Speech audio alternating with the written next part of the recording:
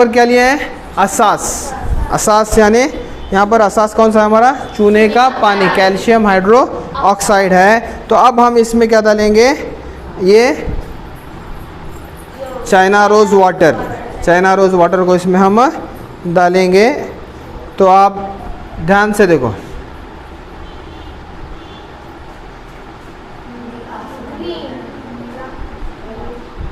तो इसका रंग कैसा हो गया? हरा रंग में तब्दील हो गया है। हरा रंग नज़र आ रहा है। जब हम असास में चाइना रोज़ वाटर को डाल रहे हैं तो इसका रंग कैसा हो गया? हरा रंग, हरे रंग में ये तब्दील हो गया।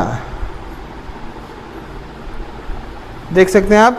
जब हम तुरशे में डाल रहे हैं तो तुरशे का रंग लाल रंग में तब्दील हो रहा है। जब असास में डाल रहे हैं तो इसका रंग कैसा हो रहा है? हरे रंग में तब्दील हो रहा है। तो इस तरह से हम